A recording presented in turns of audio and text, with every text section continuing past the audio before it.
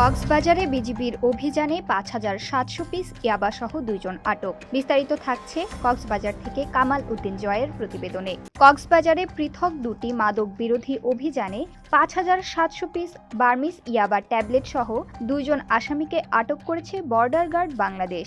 কক্সবাজার ব্যাটালিয়নের অধীনস্থ রেজুখাল চেকপোস্টে পরিচালিত এসব অভিযানে টেকনাফ থেকে কক্সবাজারগামী দুটি সিএনজি তল্লাশি করে তাদের আটক করা হয়। বিজিবি সূত্র জানায়, প্রথম অভিযানে হামিদ বয়স ২৮ নামের এক ব্যক্তিকে আটক করা হয়।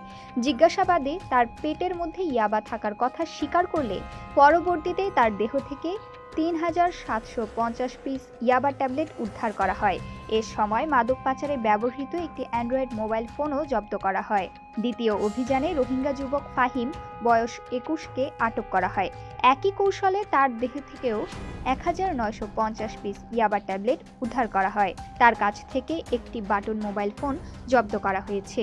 কক্সবাজার ব্যাটালিয়নের অধিনায়ক lieutenant colonel SM. Khairul Alam বিষয়টি নিশ্চিত করে জানান, আটককৃতদের বিরুদ্ধে প্রয়োজনীয় আইনগত ব্যবস্থা গ্রহণ করে সংশ্লিষ্ট থানায় হস্তান্তর করা হয়েছে। তিনি আরও বলেন, সীমান্ত সুরক্ষার পাশাপাশি মাদক ও চোরাচালান প্রতিরোধে বিজিবির অভিযান অব্যাহত থাকবে। উল্লেখ্য, কক্সবাজার ব্যাটালিয়ন দীর্ঘদিন ধরে সীমান্ত এলাকায় মাদক বিরোধী কার্যক্রম পরিচালনা করে আসছে, যা স্থানীয় জনগণের মধ্যে স্বস্তি ও আস্থা তৈরি করেছে।